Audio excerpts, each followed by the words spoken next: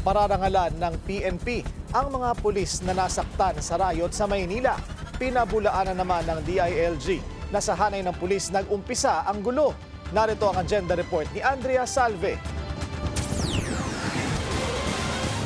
Sa tear gas daw nagsimula ang gulong sumiklab sa September 21 anti-corruption rally sa labas ng Malacanang. Yan ang kwento ng mga sugatang pulis na aming nadatnan sa PNP General Hospital sa Camp Crame ngayong araw. Kwento ni Patrolman Alan Christian Rombawa ng Regional Mobile Force Battalion Region 3, hindi niya inaasahan ang gulo sa Mendiola. Under observation siya sa PNP General Hospital dahil sa natamong mild traumatic brain injury matapos tamaan ng bato sa ulo sa gitna ng riot kahapon.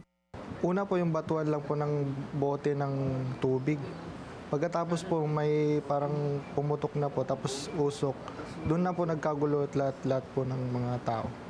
Pagbangon ko po dahil nabasag yung kalasag ko, doon na po ako tinamaan ng bato, sir. Nabasag din ang shield na bitbit ni Patrolman King Francis Luno. Pinaghahampas daw siya ng malaking signage ng mga rallyista. Malalim at malaki ang sugat niya sa kanang braso. Gusto ko lang po nun, bumangon talaga. Nagugulungan na po ako ng mga tao. Hindi tayo magkakalaban. Pare-pares lang po tayong Pilipino. Dalawa sina Rombawa at Luno sa 75 pulis na napaulat na sugatan sa nangyaring gulo sa Ayala Bridge at sa Mendiola. Binisita sila sa ospital ni Acting PNP Chief Jose Melencio Nartates Jr. at pinasalamatan sa dedikasyon sa trabaho. Ayon kay Interior Secretary John Vic Rimulya, mas marami ang mga pulis na seriously injured sa riot kumpara sa mga nagprotesta. Nakakaawa po ang mga pulis natin. Binuhusan ng tubig galing sa kanal. Binato ng hollow block. Binato ng Molotov cocktail.